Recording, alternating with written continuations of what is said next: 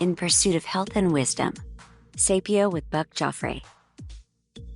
Welcome back to Sapio, everyone. Today, again, I'm back here with my friend and colleague, Dr. Alan Viglione. Alan, thanks for coming back. Thanks, buddy.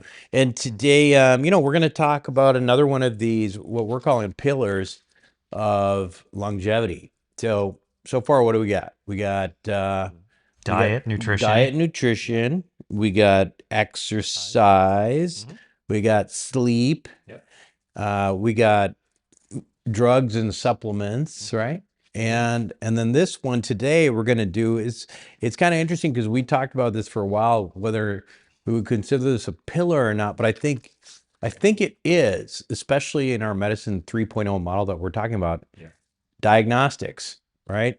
Oh, So what do you when you think of diagnostics, what are you thinking?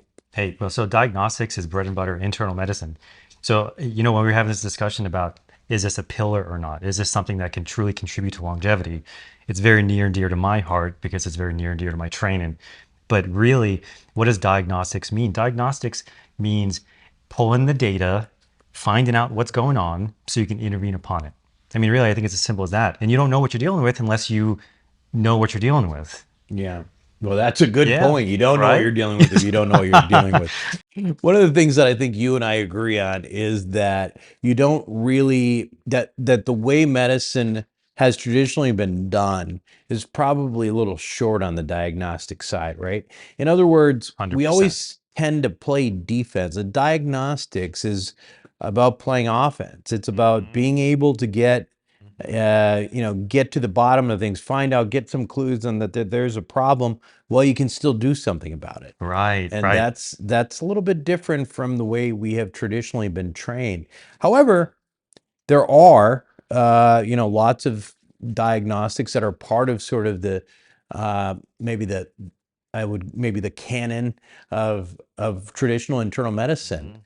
Let's go over some of those things. I mean, these are some of the things that you deal with on a day-to-day basis. So if you are, seeing your doctor, what are the things that you're supposed to get at what age and all that kind of mumbo jumbo? Yeah, so you're talking about medicine 2.0. I mean, Yeah. so really, what are the diagnostics that a general internist really relies upon? And vital signs, I mean, sort of bread and butter, blood pressure, heart rate, SpO2, which is your oxygenation, right? So those are big ones, and temperature as well.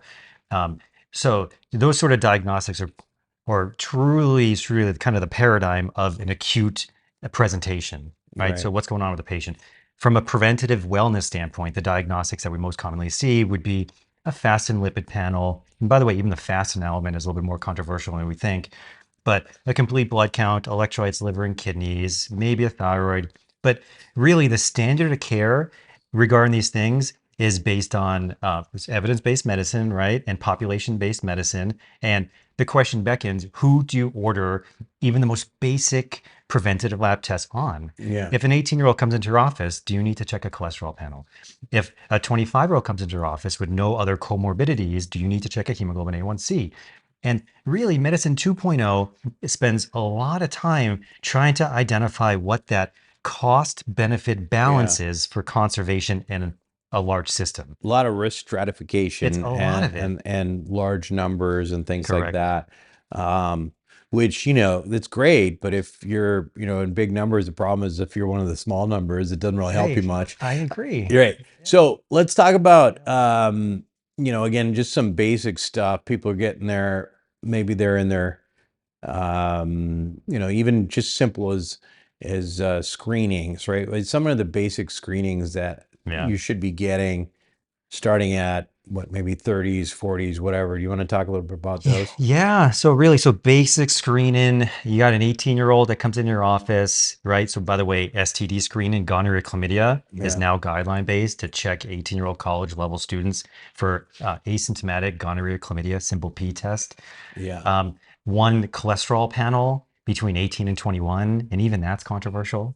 But aside from that, these guys really don't have anything that's hardwired into medicine 2.0. Yeah. Okay. So, Yeah. and then when do you start getting into these, you know, mammograms for women, colonoscopies, Yeah. all that kind of stuff. Can you? Yeah, good question. And these things are constantly changing, by the way. So mammograms right now, 40 plus with discussion with your primary care doctor or your OBGYN doctor, 40 plus. And we don't do it before then simply because the sensitivity isn't really high enough to pick up stuff. There's too much noise to signal, essentially. When I started my training, it was 50. And remember, each society has their own recommendations, ACOG, OBGYN versus US Preventive Task Force for Internal Medicine.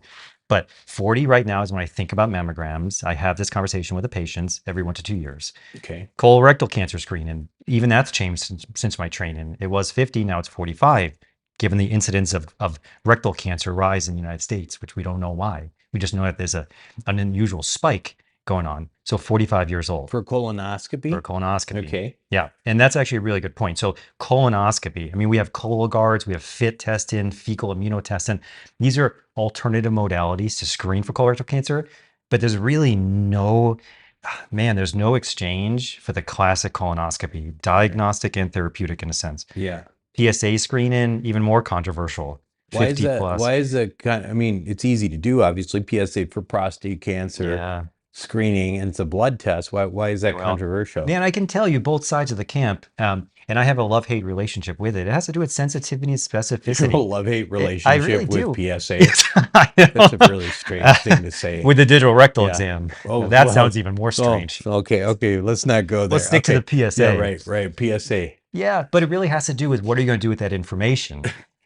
But I mean, really, even my own training as a physician, I've become more and more prone to test and weed through noise as needed. So I can tell you why a lot of doctors don't check PSAs in the 40s and whatnot. Why? It's the probability of it being high and being real is lower than the probability of some sort of false positive or red herring. And that's kind of I use this term medicine 2.0, right? Because that's classic. That's what I mean by classic. So you want better to bury your head and. Yeah, that's right. And that's the challenge. I mean, frankly, I think, why are we doing this podcast? Because I think there is a paradigm shift in medicine. Yeah. And I think we're sort of in agreement as well that we would rather know and know so we can adjust risk factors that may or may not modify an outcome rather than put your head in the sand. Yeah.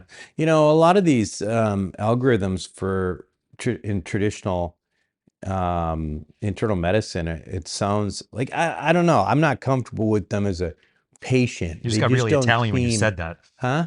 Did I really? That's probably because I'm near you. I'm not actually. I'm Irish. Oh, is that right? No. Disclaimer on the bottom. No. I just have like a high bilirubin or something like that. That's true. There's some serious medicine nerdy humor there, but so we've got various screenings and that kind of thing.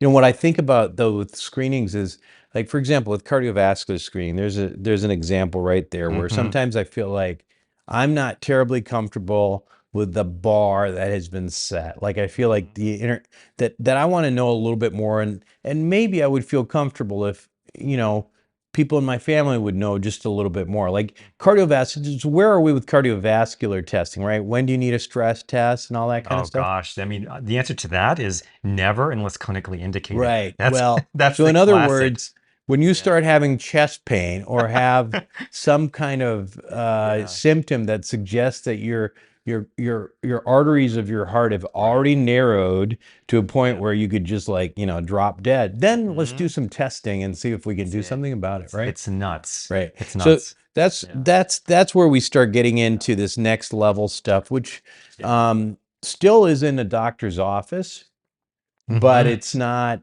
what everybody's doing. And certainly, guys like you are doing it. There's certainly there's other sort of forward-thinking doctors who are doing this, but some of the screenings that are out there, for heart, for cancer, genetics, talk a little bit about those. Like for example, I think we did a cardio IQ. What's a cardio IQ? Yeah, so good. So this is higher level screening after you've kind of got the nuts and bolts in order. But higher level screening, specifically cardio IQ, it's a lipoprotein fractionation that looks at your classic lipid panel and expands it out. So for instance, what does that mean? Yeah, I mean, in a nutshell, if you're looking at LDL, HDL, triglycerides, and total cholesterol, You know, not all LDLs are created equal. There's So a not whole all bad section cholesterol is is created bad. equal. Is that what you're Yeah, saying? and not all good cholesterol is as good as you might think. Yeah. Wrap Okay. your head around All that. right. Okay. But in essence, you get extraordinary detail in your lipoprotein analysis to better gauge risk. So Mhm. I'll give you an example of like who might be useful, who this might be Okay. useful on. Okay. If I do a cholesterol panel on a healthy 18-year-old and their LDL cholesterol is 55, their total cholesterol is 120, and everything just looks to a T, no family history, very little concern, I might not need to dive into it. Right. But unfortunately, most people are not like that. Most Right. people sit in this quintessential gray zone. They have something that's a little bit off. Their LDL is not quite optimal, less than 100 versus less than 130 if you're a 25-year-old. And you really want to nosedive deeper so you can intervene early. And those patients are perfect for this. If someone's in a gray zone and they have a slightly higher LDL than what I might like, then I'll say, well, okay, let me look into it. So we do this Cleveland Clinic cardio IQ scan, or not scan, a panel, I should say. It's a And blood test. it's a blood test, a simple blood test. You send it out and Quest Diagnostics runs them. Quest collects it and sends it to Cleveland. They might run some in-house, but you get this really cool, detailed analysis of all your lipoproteins and also these risk factors for disease presence and progression. So now we can actually take what we could say, okay, you're at risk for X, Y, and Z, in this case, cholesterol, and say, wow, that risk is higher or lower. So we're altering our pretest probability so we can act on it sooner. Yeah. And it's powerful. I mean, you might want to talk about yours and your experience from a So I consumer think basically, standpoint. so from my perspective, so what happened with me, I think when I after my 10-year-old was born, I don't know, I was, it's my 30s, and Mhm. right, no, I can't remember when it was, but it was like somewhere in my 30s, and I had kids, and I was overweight, and Mhm. I was working a lot, and I don't know what happened, but one night I just felt like, I feel like I kind Mhm. of got like some chest pain here or something like that. Mhm. And then I started kind of psych myself out. I kind of got like all freaked out about it, right? Like, why do I have chest pain? And then it didn't occur to me. I knew this, but I was thinking about the fact that all of my mom's brothers all had heart attacks in their 60s, early 60s. Mhm. One of them died like with a big heart attack. My Mhm. grandfather on that side died of a big heart attack in the 60s. So I'm thinking to myself, here I am, like, kind of fat, kind of out Mhm. of shape, working Yeah. too hard. Yeah. And then so I decided at that point to have um to go to the internist and say, hey, what's wrong with me? So he does, Mhm. the typical Classic. EKG stuff and all this. Everything's normal. But if you feel like you really want to go any further, we can do, a coronary calcium score, which, we Mhm. can get into that in Mhm. a little bit. Mhm. But bottom line is, the whole thing comes out, as it turns out, I'm actually really not at any higher risk than anybody else. And Mhm. but I was like, well, you know, so the cardiologist said to me, you're pretty normal. I mean, your cholesterol's fine, but if you Mhm. want to, we can start putting you on something to lower that cholesterol even more Mhm. because of this family risk that you have, Mhm. apparently because of, your mother's brothers, although there was no reason for them necessarily to think that I was at risk. Yeah. So that was actually good. I thought it was sort of forward thinking. So I did go on a statin. Mhm. Um, I was on a statin for, about 10 years, and then Mhm. kind of felt like a little sluggish stuff. But anyway, what ended up dropping the statin, ended up dropping Mhm. like 20-25 pounds, and that was that. Yeah. But Yeah. obviously, like when I met you, then I was like, okay, well, I should revisit this. I'm a little bit older now, and I still have that family history, of my Yeah. uncles. So I want to be ahead of this, because as we've Yeah. talked about already, and I think is incredibly true, cardiovascular disease, dying of a heart attack, these kinds of things should be rare events given Mhm. the diagnostic capabilities and medical capabilities and surgical therapeutics, capabilities, procedures all across the board. So if 100%. I can take this thing that is out there and scares me and Hmm. virtually, in my mind, like virtually eliminate the risk, then I should do that. I agree. So anyway, Yeah, I agree. when we connected, that was part of the discussion, and Yeah. that's when the cardio IQ came in, Yeah. right? And you know what? I mean, just to kind of piggyback off that as well, it's shared decision making. It's Hmm. about me listening to what your concerns are and you telling me I want to stay one step ahead of this. Right. And there's an education element to it as well. Um, you know, the feedback of like what the patient really wants and what your concerns and what your risks are. So how do you truly gauge risk? Right. And that's what we had a lot of fun Right. with. Well, so do you remember what we Yeah. learned from the first Yeah. cardio IQ? I mean, Yeah, you can tell totally. I have no, Are you okay? yeah, I'm Yeah. fine. You can tell because I don't think there was a whole lot on there that was Yeah, but there remarkable. was stuff that There wasn't was some optimized. stuff. Yeah, There there was was stuff some that stuff. wasn't perfect. And Yeah. really, like, if we're trying to gauge what intervention to do on you, we Yeah. got to have all the data. Yeah. So your LDL wasn't bad. Your No. LDL cholesterol was Yeah. not bad at all. Yeah, it was fine. However, your apolipoproteins, so your LP little a was great. Your apolipoprotein B was a little bit higher than what I like, close to about 100. So for those of you at home, don't worry about all his lingo. He's just saying that Oh, yeah. everything wasn't perfect on this thing. Yeah. You know, everything wasn't perfect, and there was There was definitely room for improvement. room for improvement.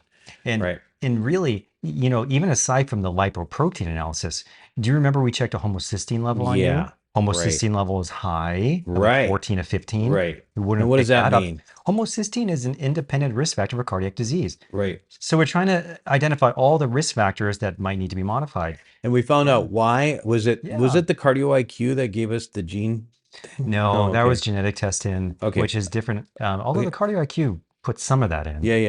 Yeah. So what else did we learn from that cardio IQ?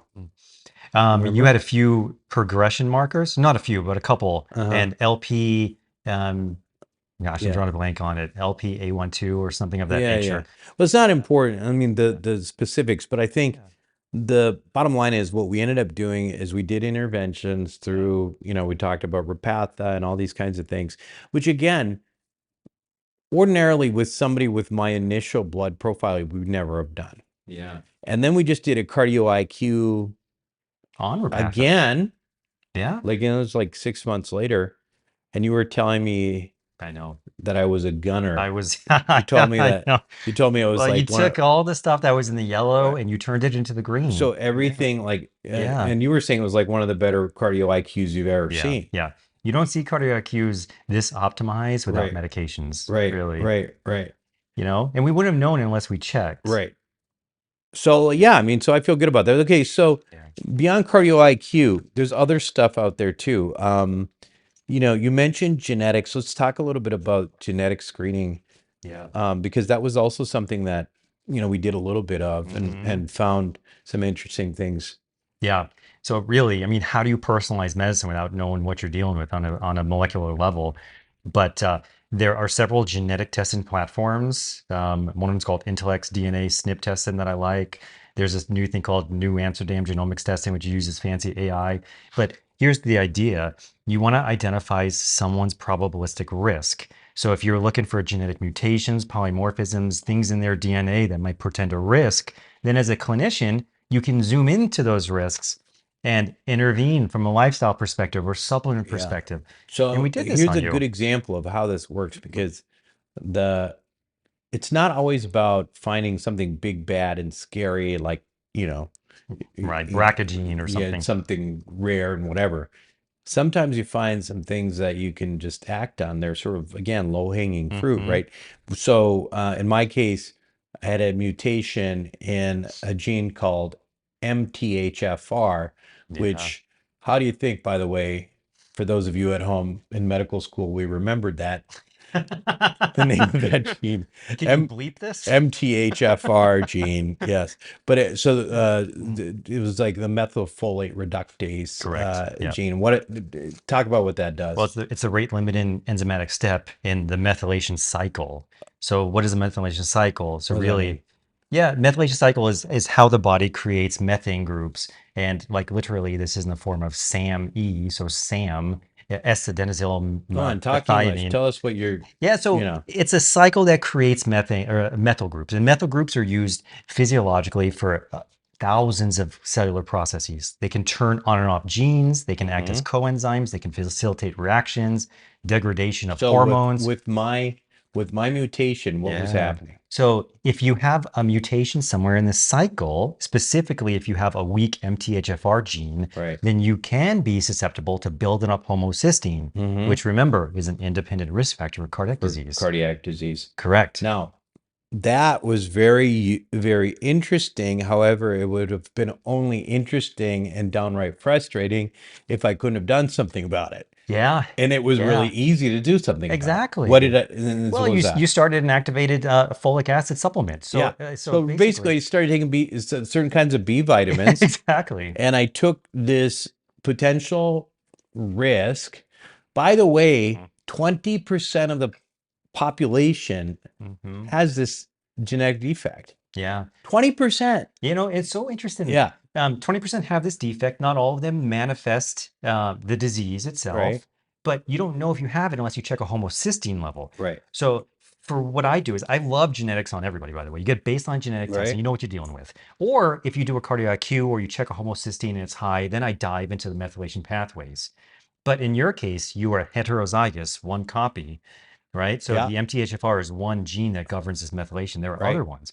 If you had multiple other little mutations, you could have a problem. But it did have elevated homocysteine. So and it resolved when you took your B. And I just took a B vitamin and it's gone. And so like I essentially eliminated this potential additional risk factor for cardiovascular disease and who knows what else. Totally. Right. So that's like what I like about this genetic stuff.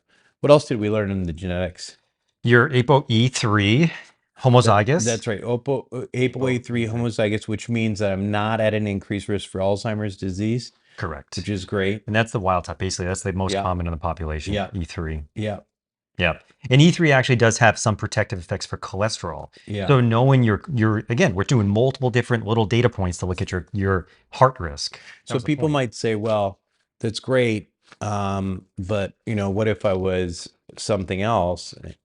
The answer to that is, well, you know, and you'd take measures to be particularly careful. Like, for example, one of the possible wild types from the APOE thing is APOE4, which puts you at high risk for Alzheimer's disease. And if you know that, you should probably take every step you can that we know of that could potentially help, prevent Alzheimer's disease, which will be another show entirely at some point. Yeah. I also learned about my athletic prowess. What was that gene? ACTN3 gene. ACTN3 gene. What's that? ACTN3 gene is a gene that actually translates into a protein, actin, that can help facilitate power. So that's why you're such a powerful man. I'm a powerful man. Yeah. Yes, I am. So it was elite powerlifting, or not powerlifting because I'm not a lifter. Elite power athlete. Gene. But it's just funny because I think my little one has that too. You saw her flying around here earlier. I saw her doing cartwheels behind. Yeah. I was a decent athlete in my day, so I buy that too. Okay, so we've got genetic testing, cancer testing, which is people think of cancer testing and they have no idea that there's some ways of just kind of saying on a wide net. So I know. what is it? Well, I don't think I've done that. Yeah, the Galleri test. I don't think I've done that. In a few months when you hit the big 5-0.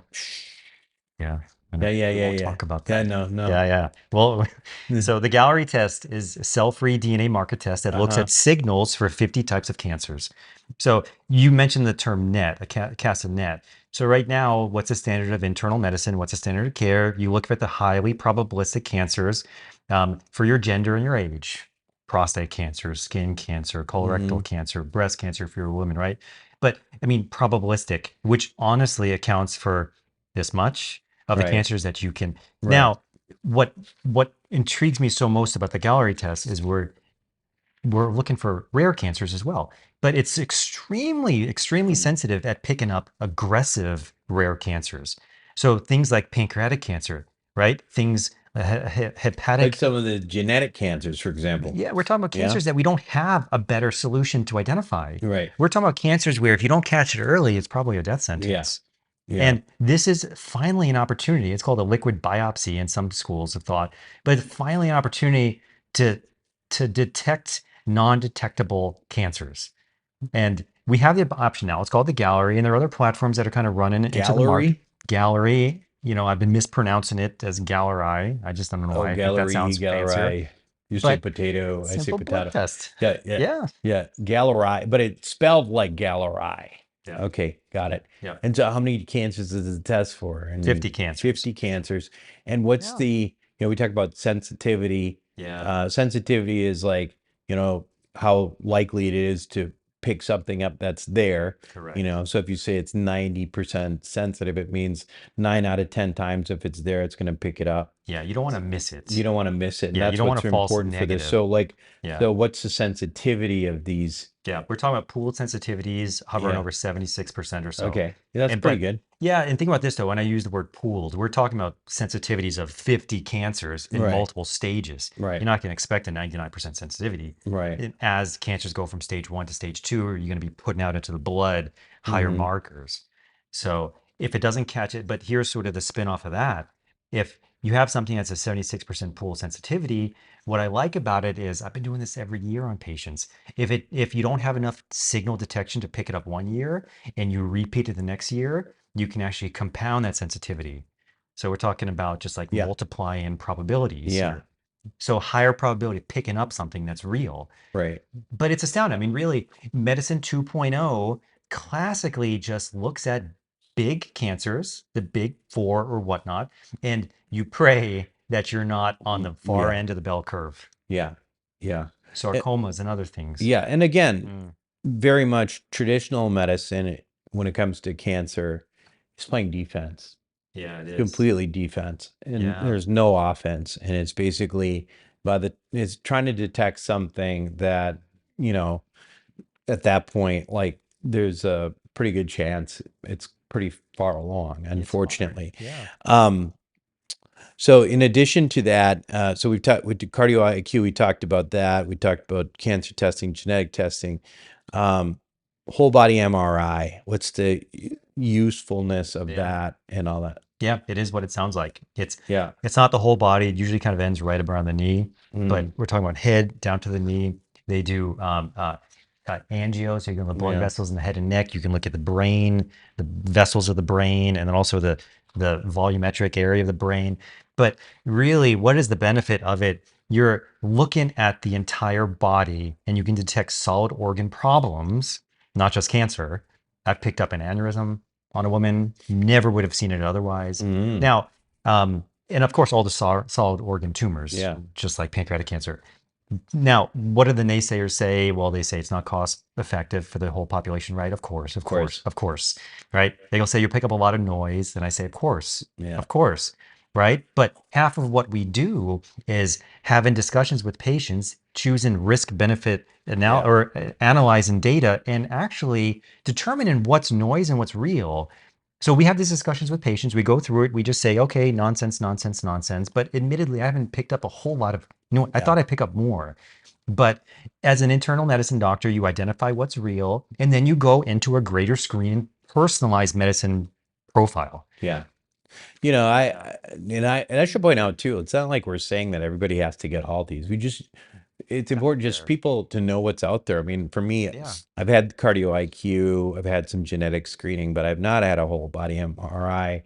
And I haven't had the Galleri test, although that one seems like maybe I should do that. But how difficult is it for people to get these tests? Okay, now for me, I've got you, and you're already thinking ahead like I am, and so we're very much in line. We talk about this stuff too. a lot. So we're very much in alignment. But I mean, Yeah. like, one of the questions ultimately we frequently get from even, just people like Ben here who's doing this Right. is okay, well, should I be Interesting. doing this? Is my doctor supposed to be doing this? And what if I want to do this? So what talk about, that and Yeah. what kind of hurdles are we talking about? What are the costs? All I that kind of know. thing. Is it really expensive? Well, yeah. You So know? first of all, there's no right or wrong. It's shared decision making with your doctor. So ultimately, you want to talk to your doctor about this stuff.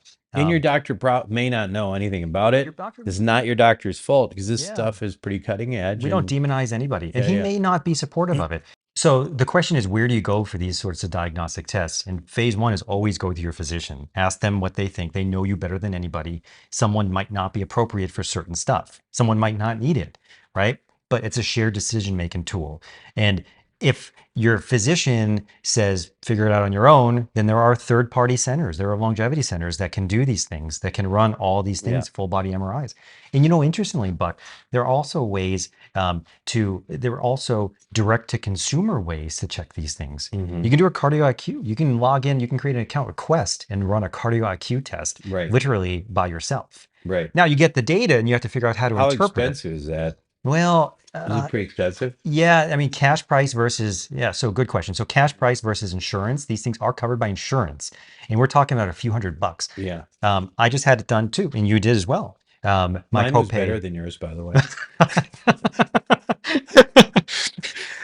Maybe what we should do is have our reports on the bottom and we can get into the weeds. But this is what we do. We compare everything and height too, right? Yeah. Well, You got I'm me there taller by than a you little too. bit. Although I'm in the process of I'm taller than researching you, and my lifts in cardio my IQ shoes. is far superior to yours. Exactly. Although we're going to get a VO2 max And my machine. regular IQ as well. Yes, I can't compete with that. Yeah. Neurosurgeon here, ladies. But Yeah. to really, like, the one liner there is the price is Yeah. not prohibitive. Insurance covers these things. And the copay that I paid was about $300 Yeah. for a full cardiac IQ with all this sort of data testing. Full body MRIs will run you a bit higher, and we're talking about $3,000. But you don't have to get them every year. I've been telling some patients that are interested in this 3 to 5 years. But again, everybody's different. Yeah. Yeah. Interesting. I'm going to shift sort of to, I think, the newest and I think the most indicative type of diagnostics in medicine 3.0, and that is things that you can do and measure yourself every day. So in fact, I have this thing here. Yeah. This is an Aura ring. An Aura ring. So basically I wear this. I wear it all day long, but really what I wear it for is to monitor my sleep. And the sleep is, of course, very important. We've devoted an entire pillar to that. So trying to identify the things that make you sleep better. I mean, so Oura Ring's one of them. But this idea of being able to like bring data to yourself is incredibly powerful right now. What other things? I mean, I know you're wearing right now? Oh, yeah. I got a continuous glucose monitor. Yeah. Yeah, I'd show you, but I have a big rash on my elbow. Oh yeah. What Well, and contact it's not haircut. from your continuous glucose monitor. That's another story altogether. Yeah. But so and what are you doing with that? Tell me how you use it. Yeah, I'm monitoring my own data for real-time feedback regarding dietary choices. So, now more than ever, we have data real-time monitoring. We didn't have this before. Go to your doctor once a year, get a fasting blood glucose as an example, or get a sleep study once in your lifetime, learn Right. about your mechanics, whereas you're getting real-time data. Right. Or, I mean, it's more than simply just sleep, by the way, HRV and other data. Yeah. But I'm using this so I can optimize my lifestyle. Right. And you're using that so you can optimize your lifestyle too. Right. What's interesting with continuous glucose monitoring too, just as an aside, is that I found, so both of these things, I don't monitor all the time, but I have done continuous glucose monitoring. I have done used this Aura ring. And what I find interesting is that there is a positive behavioral effect that happens when you monitor this kind of thing. It's sort of like, People say you should weigh yourself every day. Well, some people say you're not supposed to, but I think you're supposed to weigh yourself every day, and part of that is because you control yourself. If you Yeah, see yourself getting a little heavier, you might back off, and you control yourself, without right? Instead of question. like not getting on that scale for a year and all of a sudden realizing you gained 15, 20 Mhm. pounds, right? So the Yeah. same thing happens with continuous glucose monitoring or with sleep. When I was wearing a continuous glucose monitor, it was interesting because my behavior, I was getting immediate feedback. And Mhm. some of the things that I realized were that we're talking about 3.0 in terms of feedback and in terms of the diagnostics and stuff like Mhm. that. But what's interesting in that medicine 3.0 is how there's so much variability within human to human, right? Mhm. We don't account for that. Like when we take Oh gosh. labs, Yeah. like we have Yeah. lab tested show from here to here is normal, and if you're above here you're high, and below here, Mhm. and that may all be true, but what Yeah. triggers those things is potentially very, very different. So, for Love example, it. some Yeah. people may be wearing a continuous glucose monitor and eat potatoes and Yeah. have like no spike in their blood sugar at all. Right. Whereas some people have crazy spike Yeah. in blood glucose. I think in my case, Thai food was bad, bad, bad. But what wasn't bad was Yeah. interesting is Yeah. if I had dessert after dinner, it Mhm. really didn't affect my blood Mhm. glucose, which I thought was just fascinating. But Yep. again, just being able to get that feedback in real time, you can make decisions in your own, Incredible. like, in real time that's going to Yeah. benefit your health. I mean, with the Incredible. Aura Ring as well, like trying to figure out, okay, yeah, if I really do stay up for an hour later than I should, all of Mhm. a sudden I'm getting a lot less deep sleep than I should be, and that could Real-time feedback. cumulatively make me at a higher risk for something like Alzheimer's disease or something like that. Yeah. I love it. That Yeah. real-time feedback is paramount. Right. We've been talking about fun little things like this from a longevity standpoint, but I can even relay a recent clinical example where I recommended this for a patient. Uh-huh. 88-year-old guy who has pre-syncope, which means he almost passed out on me. And I'm thinking about, well, okay, well, what are your vital signs, blood pressure, heart rate? What's your blood sugar? What's going on here? And my medicine 2.0 brain says, well, maybe we can get you a glucose monitor, prick your finger, and he comes in because he's like, Viglione, I don't know how to use this thing. Can you set it up for me? And like, why? So we set this up on him. Boom, here's your blood sugar. If he feels lightheaded, look at your blood sugar. There's your data point. This has astounding diagnostic ability for classic medicine and Yeah. also understand your body from a longevity health span standpoint. But the whole concept that you're bringing up right now is understanding you so you can find deviations in you Right. rather than compared to a standard population. Like you can actually stop and reflect on that for a second. That's incredible. Yeah. Yeah, and then just, again, determining what's right for you, because it might be different actually for a person next to you, right? I Hmm. mean, those things, behaviors and what you eat and, how you, Yeah. interact with your day is different for everybody. So anyway, this is, I think, really interesting. It's a really interesting topic, and we ultimately called it a pillar of longevity because it's available to us now. And actually, if you can detect things that could potentially kill you, you're going to live Yes, longer, right? I And agree. so Yeah. therefore we decided, okay, I think that's a reasonable reason to call it a pillar. But just some takeaways, again, as we wrap this up. I mean, in summary, I'd say, make sure that you do all the usual screenings that I are was going to say that. recommended. Consider some of these other things that are out there. We talked about cardio IQ, the Galleri test, genetic Correct. screening, Yeah. whole body MRIs. Other things to consider are, again, the diagnostics, and it doesn't have to be Mhm. aura, it doesn't have to be anything particular, but think about some Mhm. of the things that are available out there. Continuous glucose monitoring is huge. At least like maybe you don't do it forever because I don't do it all the time, You don't have to. but just once in a while to figure out where you're at. Yeah. Anything else to add? Well, you said the first thing you said, I think, is probably the most important. This isn't an excuse to live a healthy. It's not an excuse to not live a healthy life. It's not an excuse to not do foundational screening. This is higher level stuff. Yeah. So what I try to tell patients is, if you're going to go see a doctor once a year, it's not good enough to just be in this little escalator or treadmill where you just hope things don't break down. Do the foundational aspects of health and wellness, and then you dabble in these fun things to try to get yourself better. These are things that really, really do help get you to another level. Right. Well, before we cut out here, Ben, do you have any questions for us representing the audience? I do. So the first question I have is just, what about these outlier cases that somebody that totally seems healthy, it's happened to a family member, and then lo and behold, they have a heart attack. No one expected it. Well, remember the first sentence I said is you don't know what you don't know, right? So if everything seems perfect on the surface, you don't know if there's something beneath the surface, like below the tip of the iceberg without testing.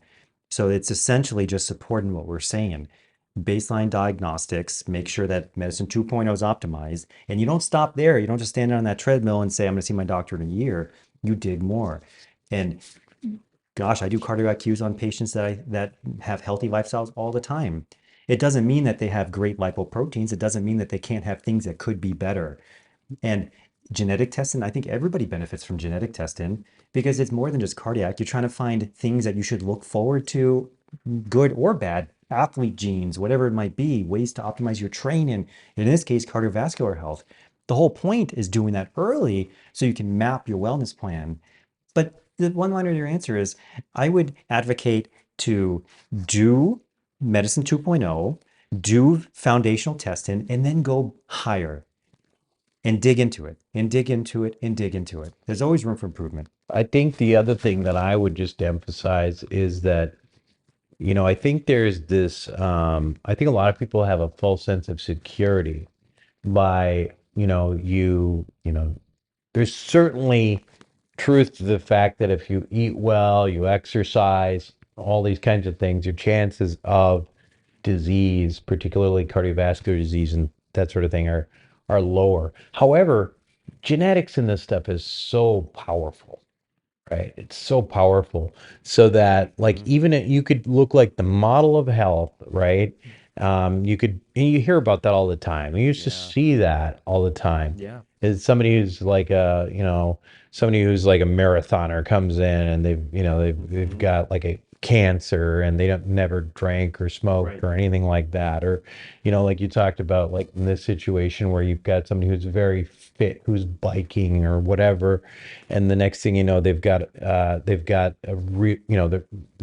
drop dead from a massive heart attack. So I think the point is, though, that's kind of like what we're trying to say is that, you can look in the mirror and you can see what you're doing on a daily basis, but that really it's hard to see on the inside of your body with that mirror. And that's where a lot of these diagnostics come in. Now, to your, I think with the power of some of the studies that we have now, I think that if you really use those, I think it's probably going to be less often where somebody actually falls between the cracks. Like if you are very, very on top of this stuff, particularly in the cardiovascular side of things, you really shouldn't have a situation where something kind of blindsides you. That's true. To that extent anymore. I mean, and this is relatively new. We're talking last few years, right? Oh, yeah. And we're going to continue to evolve. Yeah. We're going to get even better at picking up this stuff. Right. Right? We didn't talk about the Cleery study, CT angiograms, but really we're getting better. Yeah. So the whole idea is you take those outliers. I mean, really, it's a Bell distribution. You have low probabilistic outliers on both sides. You have people that are smoking, living horrible lives that live to be 100 years old. Right. But on the other side, you hear about it more, the ones that drop dead. And they're rare cases, right? I want to make it zero. And the whole purpose of what we're talking about right now is to make those slip through the cracks less and less common. Play offense. Yeah, play offense. Yeah. Any other questions, Ben? I guess basic panel, which I do. What's the one thing that you would add as far as heart goes? Because I do have history, family history of that. Yeah. Well, I think a cardio IQ is a great way to start. And by the way, with a cardio IQ through Cleveland Labs, you actually do have some genetic testing that's built into it. We found your APOE3 homozygosity through that. So you actually can include some genetic markers as well.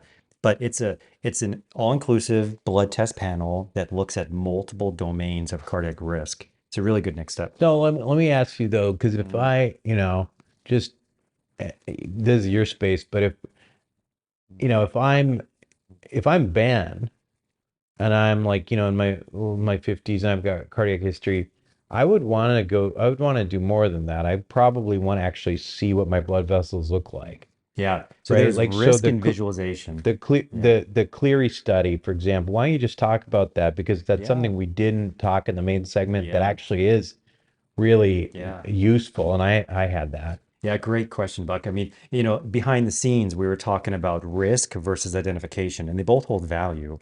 You can look at risk all day long, and you haven't had a whole lot of risk evaluation, so that's why I mentioned the cardio IQ.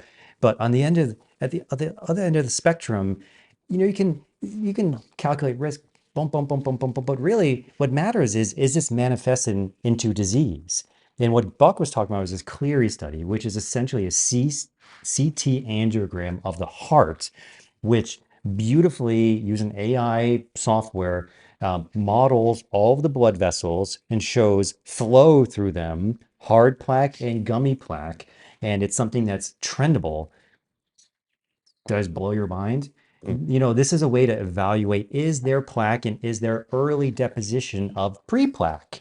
Yeah. So if you had someone that has clear cardio IQ, clear everything, clear lifestyle, not drinking, not smoking, all that kind of stuff, you can make a joint decision. Do you need to do a CCTA, a Cleery study of the heart? And it is good intermittently at one point to actually see, is this manifesting into this? But it really is a cool new, like, groundbreaking way to visualize the heart vessels. Well, the Cleery study is what I was getting at with your initial question, right? Like, I don't think that somebody would fall through the cracks if you have family history and your lipids aren't already perfect or whatever. You're not at the picture of health. Of course you are, Ben, but well, all these things, but You can't see him off camera, but he's 6'4" right now. And you can see us, right? But yeah, I mean, if it's me, I'm getting a Cleery study, but that might be the surgical side of me too, right? Like I want to. But you're a very pragmatic guy. Like I Buck. want to go straight to the thing and see. Okay, I want to Yeah. see it. If there's a problem, I want to see it now. We can Yeah. sit there and do all these other funny. things later once Yeah. I know I'm clear. My plumbing's fine, but Yeah. until then, I just want to know what the plumbing looks like. It's so funny, internist versus surgeon. Yeah. Whereas I just want all the data possible. Yeah, all the data. And then I want to like map it out in front of me and start drawing lines and stuff. And you're just like, show me Like, just show me. Yeah. Is there a problem? Is there a problem? Is there a problem? Right. Yeah. So Very cool. Thanks, buddy. thank you. Oh yeah.